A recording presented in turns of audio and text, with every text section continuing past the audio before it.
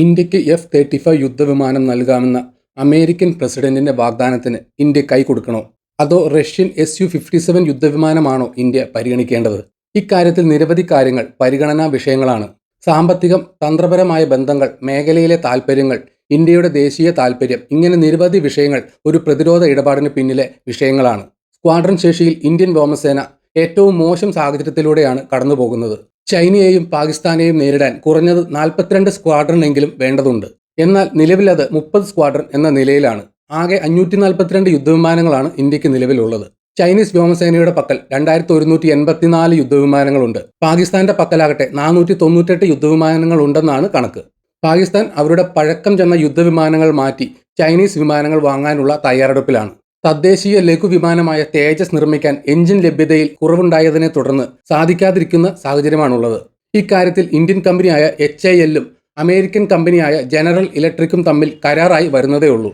ആദ്യത്തെ തേജസ് സ്ക്വാഡ്രൺ 2026 പോലും പൂർത്തിയാകില്ലെന്നാണ് വിലയിരുത്തുന്നത്. സൈനിക സാങ്കേതിക വിദ്യയിലും ആധുനികവൽക്കരണത്തിലും ചൈന ബഹുദൂരം മുന്നിലാണ്. 1500 അഞ്ചാം തലമുറ യുദ്ധവിമാനങ്ങൾ നിലവിൽ ചൈനീസ് സൈന്യയുടെ പക്കലുണ്ട്. ചൈനയിൽ നിന്ന് 40 J-35S എന്ന അഞ്ചാം തലമുറ സ്റ്റെൽത്ത് യുദ്ധവിമാനം പാകിസ്ഥാനും വാങ്ങിയേക്കും. മാത്രമല്ല, തുർക്കിയുമായി സഹകരിച്ച് അവരുടെ കാൻ എന്ന അത്യാധുനിക സ്റ്റെൽത്ത് യുദ്ധവിമാനം സംയുക്തമായി നിർമ്മിക്കാനുള്ള പദ്ധതിയുമായി പാകിസ്ഥാൻ മുന്നോട്ട് പോവുകയാണ്. 2030 ആകുമ്പോഴേക്കും ഇന്ത്യയുടെ വടക്കൻ അതിർത്തിയിലും പടിഞ്ഞാറൻ അതിർത്തിയിലും ഒരേപോലെ അത്യാധുനിക യുദ്ധവിമാനങ്ങളുടെ സാന്നിധ്യമുണ്ടാകും. അപ്പോഴും തദ്ദേശീയമായ അഞ്ചാം തലമുറ യുദ്ധവിമാനം വ്യാവസായിക അടിസ്ഥാനത്തിൽ ഇന്ത്യയിൽ ആരംഭിക്കുമോ എന്ന് കണ്ടറിയണം. നിലവിലെ സാഹചര്യത്തിൽ അത് സംഭവിക്കാനുള്ള സാധ്യത കുറവാണ്. 220 തേജസ് Mk-1, 120 തേജസ് Mk-2, 120 advanced medium Kombat aircraft അതായത് AMCA എന്നിവയാണ് വ്യോമസേനയിൽ ഉൾപ്പെടുത്താൻ ഉദ്ദേശിച്ചിരുന്നത്. 2029 മാത്രമേ തേജസ് വിമാനങ്ങളുടെ ഉൾപ്പെടുത്തൽ പുരോഗമിക്കൂ. അപ്പോഴേക്കും 97 യുദ്ധവിമാനങ്ങൾ ലഭിക്കുമെന്നാണ് പ്രതീക്ഷിക്കപ്പെടുന്നത്.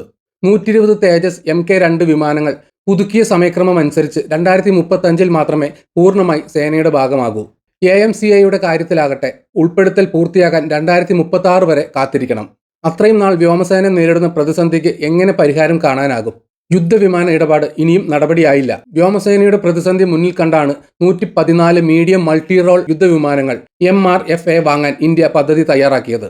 ഇന്ത്യൻ വിമാനങ്ങൾ തയ്യാറായി വരുന്ന കാലതാമസത്തിനിടെ ആവശ്യമായ സ്ക്വാഡ്രൺ നിലനിർത്താൻ ഈ പദ്ധതി സഹായകമാകുമായിരുന്നു. MiG-29 ഉൾപ്പെടെയുള്ള പഴക്കം ചെന്ന വിമാനങ്ങൾ ഒഴിവാക്കേണ്ട സമയം അതിക്രമിച്ചിരിക്കുകയാണ്. വിദേശ വിമാനങ്ങൾ വാങ്ങുന്നത് വഴി പരമാവധി 14 സ്ക്വാഡ്രനുകൾ സേനയിലേക്ക് കൂടിച്ചേർക്കാനാകും. എന്നാൽ ഇക്കാര്യത്തിലും പുരോഗതി ഉണ്ടാകുന്നില്ല. ഇതിലേക്കായി ഫ്രഞ്ച് നിർമ്മിത റഫാൽ വിമാനങ്ങൾ ഇന്ത്യ വാങ്ങിയേക്കുമെന്നാണ് നിലവിലെ കണക്കുകൂട്ടൽ. ഇത്രയും ഉണ്ടെങ്കിൽ പോലും ചൈനയും പാകിസ്ഥാനും ഉയർത്തുന്ന സ്റ്റെൽത്ത് ഭീഷണി ഒഴിവാക്കാനും വ്യോമ മേധാവിത്വം നിലനിർത്താനും ഇന്ത്യക്കും സ്റ്റെൽത്ത് വിമാനങ്ങൾ അത്യാവശ്യമാണ്. തദ്ദേശീയമായ AMCA ഇപ്പോഴും വികസന ഘട്ടത്തിലായതിനാൽ തന്നെ കുറഞ്ഞത് 72 സ്റ്റെൽത്ത് വിമാനങ്ങൾ വ്യോമസേനയ്ക്ക് അത്യാവശ്യമാണ് താനും. MRFA ടെൻഡറിന് പകരം 72 സ്റ്റെൽത്ത് വിമാനമാണോ വാങ്ങേണ്ടത് എന്ന കാര്യത്തിൽ ഇപ്പോൾ ഇന്ത്യ ആലോചനയിലാണ്. അടിയന്തര പ്രാധാന്യത്തിലാണെങ്കിൽ സ്റ്റെൽത്ത് വിമാനങ്ങൾക്കാകും മുൻഗണന. 4 സ്ക്വാഡ്രൺ വന്നാൽ ചൈനയ്ക്കെതിരെ 3ഉം പാകിസ്ഥാനെതിരെ 1ഉം എന്ന കണക്കിൽ 4 സ്ക്വാഡ്രനുകളായി ഇവയെ വിന്യസിക്കാനാകും. ഈ സാഹചര്യത്തിലാണ് അമേരിക്കയുടെ ഓഫർ വരുന്നത്.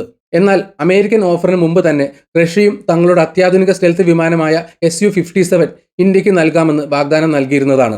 ഇരു രാജ്യങ്ങളുടെയും വാഗ്ദാനങ്ങളും അതിന്റെ പ്രശ്നങ്ങളും പരിശോധിക്കാം. ലോകത്ത് ഇന്നുള്ളതിൽ വെച്ച ഏറ്റവും മികച്ച അത്യാധുനിക സ്റ്റെൽത്ത് യുദ്ധവിമാനങ്ങളിൽ ഒന്നാണ് അമേരിക്കയുടെ F-35. അമേരിക്കൻ വ്യോമസേനയുടെ ഭാഗമായ ഈ യുദ്ധവിമാനം ഇന്ന് സഖ്യകക്ഷികളും ഉപയോഗിക്കുന്നുണ്ട്. ദിവസങ്ങൾക്ക് മുമ്പ് കർണാടകയിലെ യലഹങ്ക വ്യോമത്താവളത്തിൽ നടന്ന എയ്റോ ഇന്ത്യ പ്രതിരോധ പ്രദർശനത്തിൽ F-35 പങ്കെടുത്തിരുന്നു. 3 വേരിയന്റുകളിലാണ് F-35 യുദ്ധവിമാനമുള്ളത്. F-35A ആണ് ആദ്യത്തേത്. ഇത് പരമ്പരാഗത രീതിയിലുള്ള നീളമേറിയ റൺവേയിൽ നിന്ന് പറന്നുയരുന്നവയും ഇറങ്ങുന്നവയുമാണ്. അമേരിക്കൻ സേനയുടെ ഭാഗമായ F-35Aക്ക് $8 കോടി ആണ് വില. രണ്ടാമത്തേതാണ് F-35B. ദൈർഘ്യം കുറഞ്ഞ റൺവേയിൽ നിന്ന് പറന്നുയരാൻ കഴിയുന്നതും കുത്തനെ ഇറങ്ങാൻ കഴിയുന്നതുമാണ്. $11.5 കോടി ആണ് ഇതിന്റെ വില. മൂന്നാമത്തെ വേരിയന്റ് F-35C വിമാനവാഹിനി കപ്പലുകളിൽ ഉപയോഗിക്കാൻ ഉദ്ദേശിച്ചുള്ളതാണ്. എല്ലാത്തിലും അത്യാധുനിക സെൻസറുകളും സ്റ്റെൽത്ത് സംവിധാനങ്ങളും എല്ലാം ഉണ്ട്. ശബ്ദത്തേക്കാൾ 1.6 മടങ്ങ് വേഗത്തിൽ പറക്കാൻ കഴിയുന്ന F-35ന് ഒറ്റയടിക്ക് 833 കിലോമീറ്റർ സഞ്ചരിക്കാനാകും. 50,000 അടി ഉയരത്തിൽ പറക്കാൻ സാധിക്കുന്ന ഈ യുദ്ധവിമാനം അമേരിക്കൻ കമ്പനിയായ ലോക്ഹീഡ് മാർട്ടിനാണ് നിർമ്മിക്കുന്നത്. ആയുധങ്ങളും ഇന്ധനവും അടക്കം 27,216 കിലോ ഭാരം വഹിക്കാൻ ഇതിന് സാധിക്കും. എയർ ടു എയർ മിസൈലുകൾ, ബോംബുകൾ എന്നിവയാണ് പ്രധാന ആയുധങ്ങൾ. മൾട്ടി റോൾ യുദ്ധവിമാനമായ ഇവയ്ക്ക് പക്ഷേ ഒറ്റ എഞ്ചിൻ മാത്രമേ ഉള്ളൂ. പരമാവധി റഡാർ ക്രോസ് സെക്ഷൻ കുറയ്ക്കാനാണ് ഈ രീതി അവലംബിച്ചത്. ശത്രു കേന്ദ്രങ്ങളിലേക്ക് കടന്നു കയറിയുള്ള ആക്രമണങ്ങൾക്കാണ് പ്രധാനമായും ഉപയോഗിക്കുക. എയർ ഡോമിനൻസും പ്രയോജനപ്പെടും. അമേരിക്കയ്ക്ക് പുറമെ UK, Japan, Israel, Italy, Netherlands, Australia, Canada, Denmark, Norway, Singapore, South Korea തുടങ്ങിയ രാജ്യങ്ങളാണ് ഈ യുദ്ധവിമാനം നിലവിൽ ഉപയോഗിക്കുന്നത്.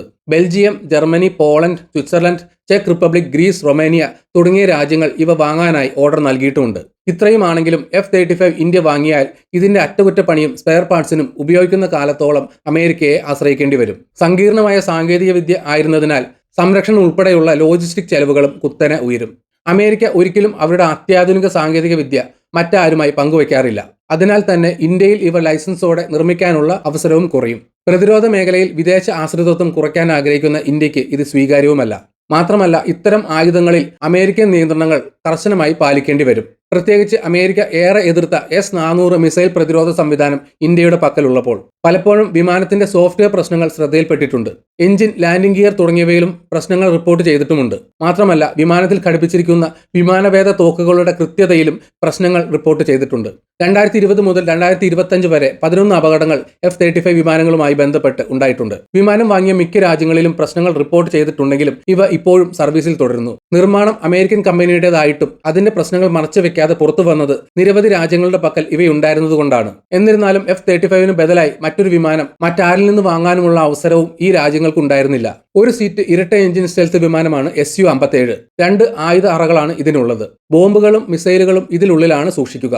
ചെറിയ റൺവേയിൽ നിന്ന് പറന്നുയരാനും കുത്തനെ പറന്നുയരാനുമൊക്കെ ഇതിന് സാധിക്കും. ശക്തമായ എഞ്ചിൻ, വളരെ പെട്ടെന്ന് കുത്തനെയും തിരിഞ്ഞും മറിയാനുള്ള ശേഷി, പെട്ടെന്ന് ദിശ മാറ്റാനുള്ള സംവിധാനങ്ങൾ, ശക്തമായ റഡാർ, വളരെ കുറഞ്ഞ റഡാർ ക്രോസ് സെക്ഷൻ തുടങ്ങി അമേരിക്കൻ സാങ്കേതിക വിദ്യയോട് കിടപിടിക്കുന്ന സാങ്കേതിക വിദ്യയാണ് Su-57. F-35 വേഗതയിൽ മറികടക്കും. ശബ്ദത്തേക്കാൾ 2 മടങ്ങാണ് ഇതിന്റെ ഉയർന്ന വേഗം. 1900 കിലോമീറ്ററാണ് ഇതിന്റെ പരിധി. ഇന്ധനം ഉൾപ്പെടെ 37,000 കിലോ ഭാരം വഹിച്ച് പറന്നുയരാൻ സാധിക്കും. 10,000 കിലോയോളം ഭാരമുള്ള ആയുധങ്ങൾ വഹിക്കാനുള്ള ശേഷി. ആയുധ അറയ്ക്ക് പുറമെ ബോംബുകളും മിസൈലുകളും ഘടിപ്പിക്കാനുള്ള ഹാർഡ് പോയിന്റുകളുമുണ്ട്. $5 കോടി ഒരു വിമാനത്തിന് ചെലവ് വരിക. ഇന്ത്യയിൽ തന്നെ നിർമ്മിച്ചാൽ ചെലവ് കുറയും. ഇന്ത്യയും റഷ്യയും തമ്മിൽ തുല്യ പങ്കാളിത്തത്തോടെ സംയുക്തമായി 5ാം തലമുറ യുദ്ധവിമാനം വികസിപ്പിക്കാൻ 2007 ധാരണയായിരുന്നു. എന്നാൽ നിർമ്മാണ ചിലവും സാങ്കേതിക കൈമാറ്റവും വിതരണത്തിനെടുക്കുന്ന കാലതാമസവും ഒക്കെ ചൂണ്ടിക്കാട്ടി ഇന്ത്യ അതിൽ നിന്ന് പിന്മാറി. റഷ്യ പദ്ധതിയുമായി മുന്നോട്ടു പോവുകയും പൂർത്തിയാക്കുകയും ചെയ്തു. അതാണ് ഇപ്പോൾ Su-57 എന്ന പേരിൽ അറിയപ്പെടുന്നത്. റഷ്യയുമായി ചേർന്നുള്ള പദ്ധതിയിൽ നിന്ന് പിന്മാറി സ്വന്തം സ്റ്റെൽത്ത് വിമാന പദ്ധതിയുമായി ഇന്ത്യ മുന്നോട്ട് പോയി. ഇന്ത്യൻ പദ്ധതി ഇപ്പോഴും വികസന ഘട്ടത്തിൽ നിൽക്കുമ്പോഴാണ് അന്ന് പിന്മാറിയ പദ്ധതി ഇന്ത്യയെ കൂടാതെ തന്നെ റഷ്യ പൂർത്തിയാക്കിയത്. അന്ന് പിന്മാറിയ സമയത്ത് എപ്പോൾ വേണമെങ്കിലും തിരികെ ചേരാനുള്ള അവസരം നിലനിർത്തിയിരുന്നു ഇന്ത്യ. Su-57 പദ്ധതിയിൽ ഇന്ത്യയെ വീണ്ടും ഉൾപ്പെടുത്താൻ തയ്യാറാണെന്നാണ് റഷ്യ ഇപ്പോഴും പറയുന്നത്. ഇന്ത്യയിൽ തന്നെ നിർമ്മാണ സൗകര്യങ്ങൾ ഒരുക്കി ഇന്ത്യയുടെ ആവശ്യങ്ങൾക്കനുസരിച്ച് തദ്ദേശീയ ഘടകങ്ങൾ ഉപയോഗിച്ച് Su-57 നിർമ്മിക്കാം. ഇതിനായി ഇന്ത്യക്ക് മുഴുവൻ സാങ്കേതിക വിദ്യയും കൈമാറാമെന്ന് ഇപ്പോൾ റഷ്യ പറയുന്നത്. ഇന്ത്യ-റഷ്യ ബന്ധം ശക്തിപ്പെടുത്താനുള്ള തന്ത്രവും ഇന്ത്യ അമേരിക്കൻ പക്ഷത്തേക്ക് ചായുന്നത് തടയുക എന്നത് ഈ വിശാലമായ വാഗ്ദാനത്തിന് പിന്നിലുണ്ട്. റഷ്യയുടെ ലൈസൻസോടെ ഇന്ത്യൻ വ്യോമസേനയ്ക്ക് ആവശ്യമായ സുഖോയ് 30 MKI വിമാനങ്ങൾ ഹിന്ദുസ്ഥാൻ എയറോനോട്ടിക്സ് ലിമിറ്റഡ് HAL ആണ് നിർമ്മിക്കുന്നത്. ഇതിനാവശ്യമായ സാങ്കേതിക വിദ്യ ഇന്ത്യക്ക് റഷ്യ കൈമാറിയിരുന്നു. സുഖോയ് നിർമ്മിക്കുന്ന യുണൈറ്റഡ് എയർക്രാഫ്റ്റ് കോർപ്പറേഷൻ തന്നെയാണ് Su-57 നിർമ്മിക്കുന്നത്.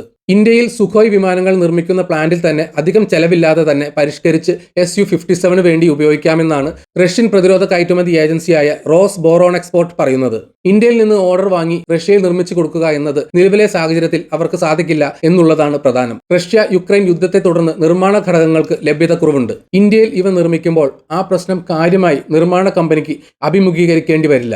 മാത്രമല്ല, ഇന്ത്യക്ക് നൽകുന്ന സാങ്കേതിക വിദ്യ ഇന്ത്യൻ സ്റ്റെൽത്ത് വിമാന വികസനത്തിന് ഉപയോഗിക്കാമെന്നും കുറച്ചുകൂടി മധുരമായി റഷ്യ പറഞ്ഞു വെച്ചു. എന്തുകൊണ്ടും ഇന്ത്യക്ക് അനുയോജ്യമായ ഇടപാടെന്ന് തോന്നാം. എന്നാൽ ഇൻഡോ പസഫിക്കിൽ ചൈനയെ പ്രതിരോധിക്കാൻ ഇന്ത്യയുടെ സഹായം അമേരിക്കയ്ക്ക് ആവശ്യമാണ്. ഇന്ത്യ-ചൈന സംഘർഷം ഉണ്ടാകുമ്പോൾ ഇരു രാജ്യങ്ങളുമായും സൈനിക സാമ്പത്തിക സൗഹൃദമുള്ള റഷ്യയ്ക്ക് നിഷ്പക്ഷത പാലിക്കേണ്ടി വരും. അതിനാൽ ഇന്ത്യക്ക് റഷ്യൻ സഹായം പ്രതീക്ഷിക്കാനാകില്ല. അവിടെ അമേരിക്കൻ പിന്തുണ മാത്രമേ ഇന്ത്യക്ക് പ്രതീക്ഷിക്കാനാകൂ. ഇന്ത്യയെ കൂടെ കൂട്ടാനുള്ള അമേരിക്കൻ താൽപര്യം ട്രംപ് അധികാരത്തിലെത്തിയതിനു ശേഷം വർദ്ധിച്ചിട്ടുണ്ട്. റഷ്യയെ സഹായിക്കുന്ന ഇന്ത്യയെ അവിടെ നിന്ന് മാറ്റി സ്വന്തം ചേരിയിലേക്ക് കൊണ്ടുവരാനാണ് അമേരിക്ക ശ്രമിക്കുന്നത്. എന്നിരുന്നാലും ഇന്ത്യക്ക് ക്രിട്ടിക്കൽ സാങ്കേതിക വിദ്യ കൈമാറ്റത്തെക്കുറിച്ച് അമേരിക്ക ചിന്തിക്കുമെന്ന് ഉറപ്പില്ല.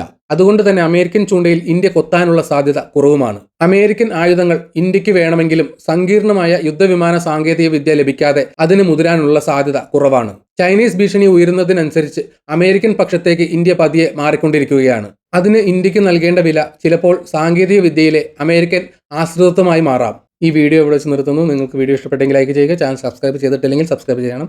വിലയേറിയ അഭിപ്രായങ്ങൾ കമൻറ്റിൽ രേഖപ്പെടുത്തണം. അതുപോലെ നോട്ടിഫിക്കേഷൻ ബെൽ ബട്ടൺ അമർത്താൻ മറക്കരുത്. മറ്റൊരു വീഡിയോയുമായി വീണ്ടും കാണാം. ബൈ.